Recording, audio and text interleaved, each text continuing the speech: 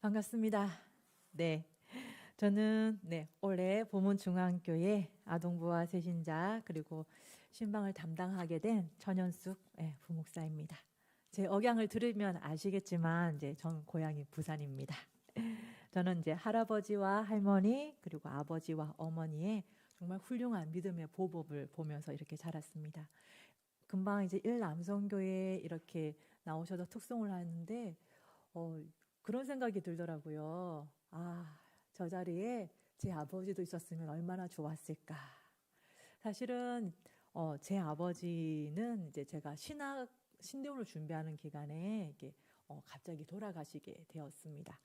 제가 원래는 이제 뭐 보셔서 알겠지만 이제 다른 수학을 전공하다가 이제 하나님의 특별한 부르심 전혀 생각하지 못하던 신학을 준비하게 되었을 때에 다른 모든 사람들이 제가 장신대 준비할 때에 될 거라고 믿지 않았어요.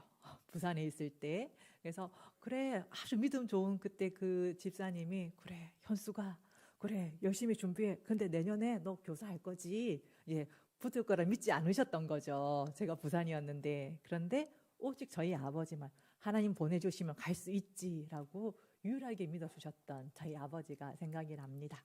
이렇게 티나진 않고 드러내진 않지만 묵묵하게 끝까지 믿어주시는 그 아버지처럼 저희 일남성교회 우리 장로님과 집사님도 바로 그런 우리 교회의 아버지 같다 그런 생각을 하게 되었습니다. 네, 저는 이제 아시겠지만 이제 싱글로 열심히 혼자 살고 있는데 외롭진 않고요. 늘 바쁩니다. 혼자 살도 왜 이렇게 바쁜지. 사실은 신학을 하게 된 동기도 다른 어떤 것이 아니라 제가 살아온 여러 가지 삶에 겉으로는 너무나 평탄한 모범생의 삶이었지만 마음속에는 끊이지 않는 질문과 사실 마음속으로는 드러나지 않지만 아주 오랫동안 질풍노도의 시기를 지나면서 하나님과 교회와 그리고 세상에 대한 참 많은 질문들을 가졌습니다. 모르니까 알고 싶고 알고 싶어서 공부하고 공부를 했는데 더 모르겠더라. 네. 그래서 이렇게 말씀을 전하게 될 때면 언제나 긴장되고 참 떨립니다. 제가 보문중앙교회 아동부에서 지난 3주간 예배 드렸는데 정말 깜짝 놀랐습니다. 예배를 드리는데 우리 선생님과 아이들이 정말 초롱초롱 저만 쳐다보고 있는 거예요. 사실 제게 초등학생 조카 여자애가 둘이 있습니다. 저희 명절이 되면 이제 저희 가족들이 함께 모여서 동생네 가족과 어머니와 가정 예배를 드리는데 그래도 제가 목사니까 이렇게 예배를 인도하는데요. 저희 두 조카분께서 온몸으로 설교를 빨리 끝내라고 이렇게 시위를 하시지요. 네, 이 방송 나가는데 편집해 주시고, 네, 지금은 많이 나아졌습니다. 저번에 보니까 굉장히 많이, 그래도 끝까지 앉아 있더라고요. 그래서 정말 이렇게 너무나 초롱초롱한 눈으로 저를 바라보고 있는 아이들과 선생님을 보면서, 야, 정말 이 아이들과 그리고 선생님들이 앞으로 어떻게 될까? 그 미래가 너무나 기대가 되는 것이었습니다. 정말 이 아이들이 얼마나 크게 변화될까? 얼마나 훌륭한 하나님의 사람으로 자라날 수 있을까? 거기에 대한 책임도 무겁고 그렇지만 다른 한편으로 큰 기대가 있고 그리고 이 아이들을 위해서 아동부를 위해서 기도하는 마음도 하나님께서 주셨습니다. 좋은 교회가 있다는 것, 좋은 공동체가 있다는 것, 그것이 얼마나 귀하고 복된 것인지 모르겠습니다. 보문중앙교회가 참으로 몸도 건강하고 마음도 건강하고 믿음도 건강한 교회가 되고 정말 그런 교회가 되도록 함께 지켜나가는 것이 우리 모두의 사명인 줄로 믿습니다. 2022년 보문중앙교회에서 처음으로 나누는 오늘의 말씀은 마가복음에서 예수님이 행하신 첫 번째 기적 이야기입니다. 마가복음은 마태, 마가, 누가, 요한 이 네 개의 복음서 중에서 가장 먼저 기록된 복음서입니다. 마가복음을 비롯한 이제 성경 사본들은 옛날에는 주로 이제 양피지에 이렇게 기록이 되었는데요. 양피지는 그 당시에 굉장히 비싼 것입니다. 제가 이제 보문동과 수유동 요 부분에 봉제 공장이 많다고 들었습니다. 천을 재단할 때 어떻게 하시죠? 어떻게 하면 천을 낭비하지 않고 버리지 않고 재단할 수 있을까? 이렇게 저렇게 많이 궁리하실 것입니다. 마찬가지로 이 양피지도 굉장히 비싼 것이기 때문에 어떻게 글을 쓸까? 어떻게 하면 한 자라도 더 쓸 수 있을까? 사람들이 궁리를 했습니다. 이 A4 잔장에 만약에 100만 원이라면 어떻게 글을 써야 되겠습니까? 이 양피지들의 사본을 보면 처음부터 끝까지 빽빽하게 띄어쓰기 한 자도 없습니다. 여백의 미 이런 거 전혀 없죠. 어떻게든지 많이 쓰려고, 그리고 거기에 쓰인 단어들은 결코 우연히 그 자리에 오지 않았습니다. 정말 많이 고심하고 정말 생각해서 정말 철저한 목적을 가지고 그 자리에 이 말씀들이 기록되었습니다. 그리고 무엇보다 처음이 가장 중요하죠. 네, 제 첫 번째 말씀, 그리고 마가복음 첫 번째 복음, 첫 번째 예수님 이야기, 그리고 일남성교회 우리 주간 예배인데요. 이 마가복음 첫 번째 나오는 단어는 우리 한국에 보면은 이제 하나님이란 단어가 먼저 나옵니다. 근데 헬라어로 된 원어에 보면은 아르케라는 단어가 가장 먼저 나오는데요. 이것은 시작이라는 뜻도 있지만 근원, 원천이라는 그런 뜻도 가지고 있습니다.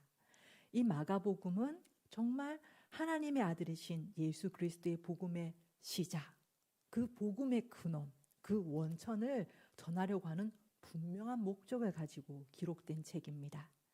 그리고 오늘 나눌 그 말씀은 이 첫 번째 마가복음에서 마가가 가장 중요하다, 가장 먼저 전해야겠다 생각했던 예수님의 기적에 관한 이야기입니다. 1장 앞부분에 보면 예수님께서 세례를 받으시고 40일간 마귀의 시험을 받으시고 제자들을 부르셨습니다. 갈릴리 해변에 있던 시몬과 안드레, 야고보와 요한을 제자로 부르시고 이제 본격적으로 갈릴리 지역을 돌아다니면서 복음을 전하고자 하셨습니다. 안식일이 되었을 때 예수님은 다른 유대인과 마찬가지로 회당에 들어가셨고 거기에서 사람들을 가르치셨습니다.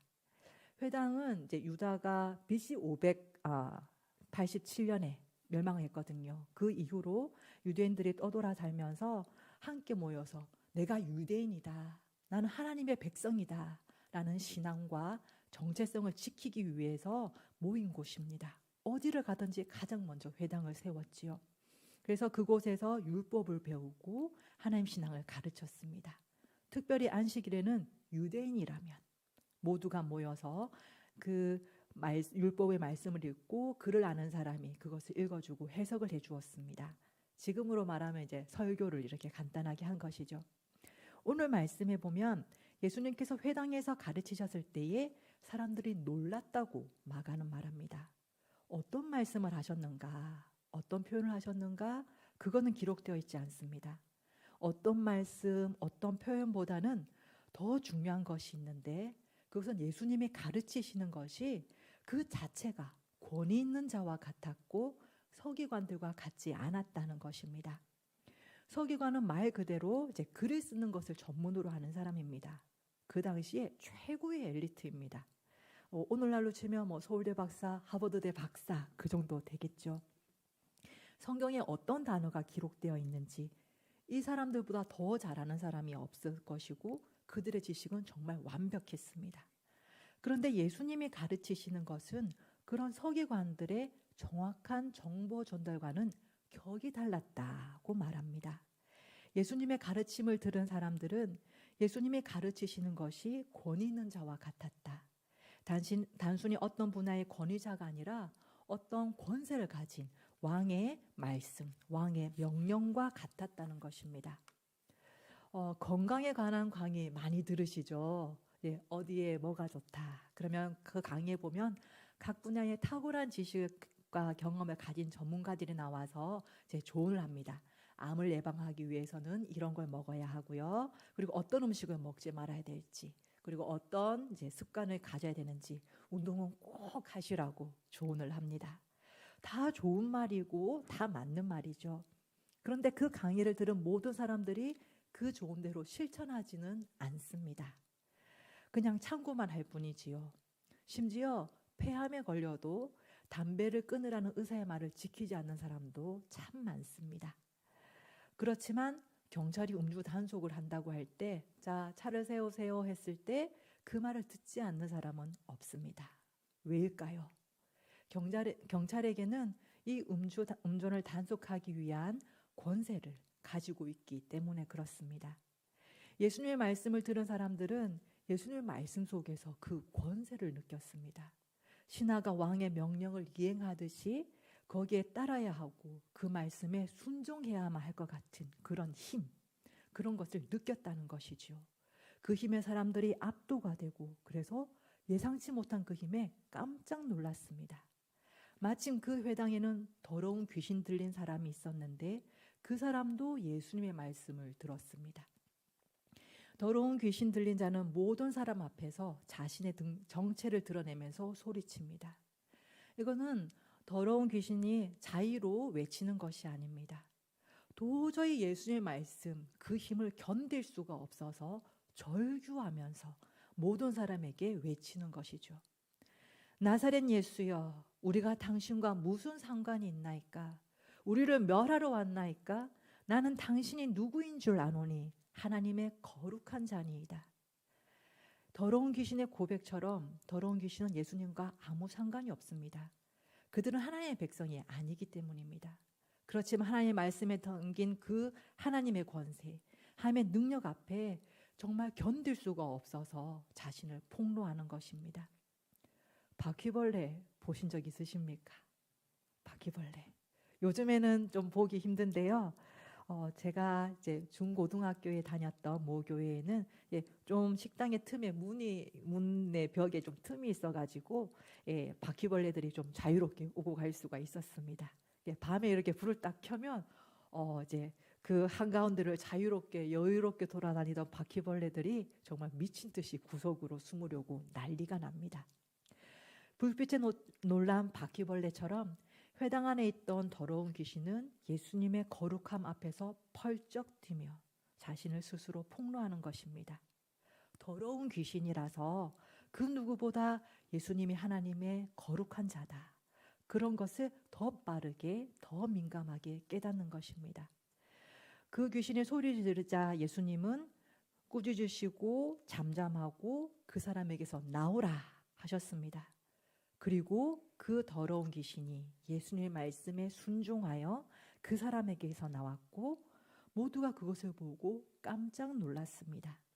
예수님이 하신 말씀 누구라도 할 수 있습니다. 이 말 저도 할 수 있고 여러분도 할 수가 있습니다.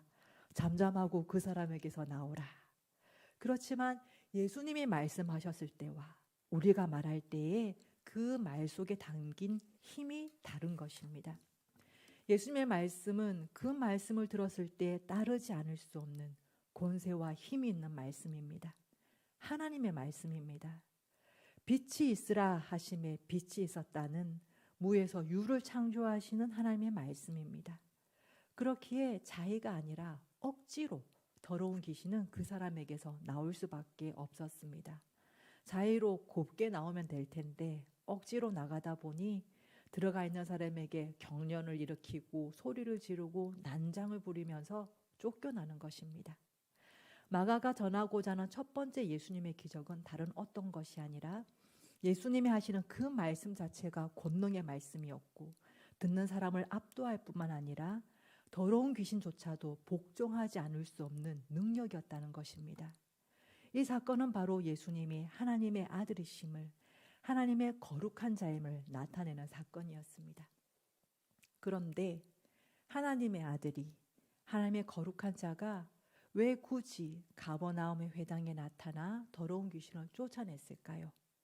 하나님과 함께 영원한 영광이 있어야 할 분이 왜 굳이 이런 더러운 귀신이 있는 곳에 나타나신 것일까요? 우리가 돈이 조금만 더 있어도 더 좋고 깨끗한 집에서 살고 싶지 지붕에 비가 새고 곰팡이가 피는 더러운 집에서 살고 싶겠습니까? 그런데 왜 가장 깨끗하고 거룩하신 하나님의 아들이 곰팡이와 바퀴벌레보다 더 더러운 죄가 가득한 이 인간들 사이에 오신 것일까요? 그 대답은 아무리 이해하려고 해도 이해할 수 없는 가장 큰 신비입니다. 정말 이것보다 이해가 안 되는 것이 없습니다. 그럼에도 이것보다 우리에게 큰 위로와 희망이 되는 대답은 없습니다. 바로 사랑입니다. 하나님께서 이 세상을 사랑하시고 심지어 하나님에게 반역한 인간들을, 마땅히 죽어야 할 인간들을 살리기로, 구원하기로 결정하셨습니다. 이것이 복음입니다. 하나님께서 인간의 죄를 용서하시고 구원하신다. 이 구원의 소식을 전하고 또 구원을 이루기 위해서 예수 그리스도께서 친히 이 땅에 오셨습니다. 선포하셨습니다.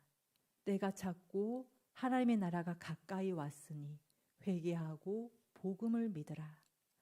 수많은 고통과 수치와 아픔과 눈물과 한숨으로 가득 찼던 기나긴 시간을 지나서 마침내 때가 되었고 하나님의 나라가 가까이, 아주 가까이 바로 앞에 와 있다 말씀하십니다. 이 말씀은 2000년 전 예수님이 가버나움에서 선포했을 때도, 2000년 동안 수많은 사람들이 이 말씀을 들었을 때도, 그리고 지금 우리에게도 동일한 예수님의 말씀입니다. 예수님께서 말씀하십니다. 하나님의 나라가 가까이 왔으니 회개하고 복음을 믿으라. 회개하라로 번역된 메타노이에테는 직역하면 너희는 방향을 바꾸어라 하는 명령문입니다. 무엇을 바라보고 있는가? 무엇을 위해서, 무엇을 향해서 살아가고 있는가?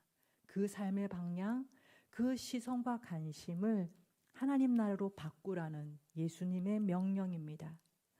하나님께서 인간을 사랑하시고 용서하신다는 그 복음을 믿으라고 하십니다. 믿는다는 것이 무엇입니까? 믿음에는 3가지 단계가 있다고 하죠. 첫 번째는 어떤 사실을 아는 것이죠. 이것이 마이크다. 아, 예수님이 하나님의 아들이시더라고 하더라 하는 그런 단계입니다. 두 번째는 거기에 동의를 하는 단계입니다. 이것이 마이크라고 하니까 나도 마이크라고 부르고 그것을 단어를 사용합니다. 그런 것처럼 예수님이 하나님의 아들이다. 나도 그렇게 인정해 라는 것이고요. 세 번째는 바로 신뢰하는 믿음의 단계입니다.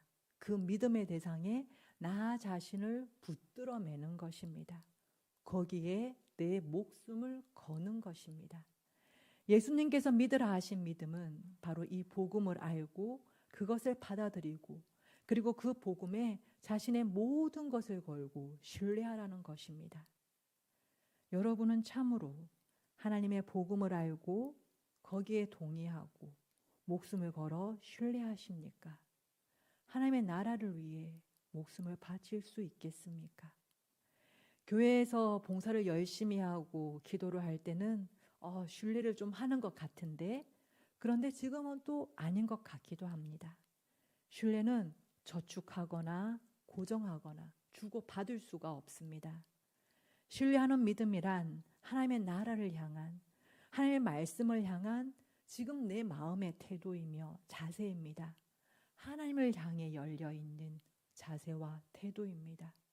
하나님의 말씀에 따라 내가 변화하고 움직이고자 하는 역동성이고, 상황이 어떻게 바뀌더라도 흔들리지 않고 하나님을 굳게 붙잡는 신실함입니다.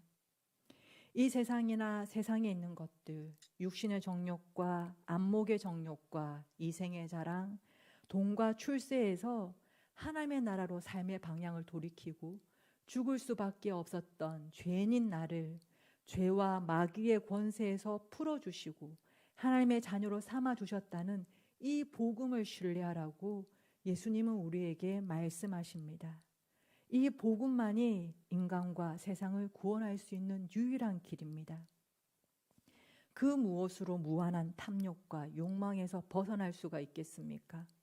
이웃과 자연을 파괴해서라도 돈과 쾌락과 자녀의 성공을 얻고자 하는 욕심에서, 남보다 잘나고 그리고 교만하고자 하는 그 욕망에서 어떻게 벗어날 수가 있겠습니까? 어떻게 근심과 염려와 불안에서 벗어날 수가 있겠습니까? 하나님께서 나를 하나님의 자녀로 받아주셨다는 복음, 예수 그리스도께서 그 피로 나를 구원해 주셨고 내게 이미 영원한 생명이 있고 천지를 창조하신 그 하나님과 지금 내가 바로 사귐을 가지고 있다는, 그리고 예수님의 이름으로 구원할 때 하나님께서 그 모든 기도를 들어주시는 그런 존귀한 존재가 되었다는 그 복음이 아니고서 어떻게 우리가 이기심을 버리고 하나님의 나라를 열망하며 이웃을 생각할 수가 있겠습니까? 복음만이 우리로 이 모든 욕망을 버리고 하나님 나라를 열망하고 이웃을 사랑하는 고귀한 삶을 살아가게 합니다. 처음 보문 중앙교회에 이렇게 왔을 때 담임 목사님께서 이 교회의 여러 이제 건물들을 소개해 주셨습니다. 지금 봐도 참 시설들이 잘 갖추어져 있고, 그래서 이것을 돌아보는 동안 이 보문교회에서 한번 일해보고 싶다, 한번 사역해보고 싶다, 그런 마음이 저절로 들었습니다. 그리고 이제 조금만 있으면 이제 리슈빌 아파트에 입주가 시작되고, 그렇게 되면 전도할 가능성들이 더 많아지구나, 이런 상황과 그리고 조건들이 참 낙관적으로 보이고, 또 성장과 부흥을 한번 경험해보고 싶다, 그런 마음도 들었습니다. 그런데 이번에 이 말씀을 준비하면서 이 보문중앙교회가 어떤 교회로 알려져야 될까, 어떤 교회로 전해져야 될까 깊이 생각하게 되었습니다. 하나님께서 은혜를 주셔서 정말 좋은 담임 목사님과 그리고 많은 성도님들 보내주셨습니다. 그 성도님들의 기도와 헌신으로 참 아름다운 예배당과 좋은 시설들을 주셨습니다. 그리고 좋은 목사님, 좋은 동역자, 그리고 좋은 성도님들 만나게 해주신 것에 너무나 감사했습니다. 그러나 이 보문중앙교회가 좋은 시설, 좋은 성도님, 그리고 좋은 목사님보다는 바로 2000년 전 예수님께서 가버나움에서 정말 말씀하셨던 그 말씀이 들려지는 교회로 소문이 나기를 원합니다. 보문중앙교회 모든 예배 시간마다 정말 예수님께서 그 능력의 말씀으로 복음을 선포해 주시기를 원합니다. 복음이 선포될 때에 회당 안에서 더러운 귀신이 자신을 폭로하고 회당 밖으로 쫓겨났던 것처럼 교회 안에 숨어 들어있는 더러운 영들이 폭로되고 쫓겨나야 합니다. 또한 저와 여러분 안에 숨어있는 모든 더러움과 죄악들이 복음 앞에서 폭로되고 제거되어야만 합니다. 성령 하나님께서 복음의 빛을 비추어서 우리의 불신앙과 불순종을 낱낱이 드러내시고 다시 우리의 삶이 하나님의 나라로 향하게 하시기를 원합니다. 이 보문중앙교회 오는 이마다 정말 하나님의 말씀, 예수님의 말씀에 압도되어서 그들이 경험한 그 예수님의 이야기가 널리 퍼져나가는, 예수님의 소문이 퍼지는 그런 보문중앙교회가 되기를 원합니다.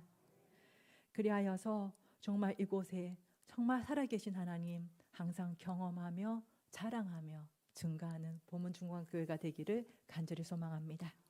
기도하겠습니다.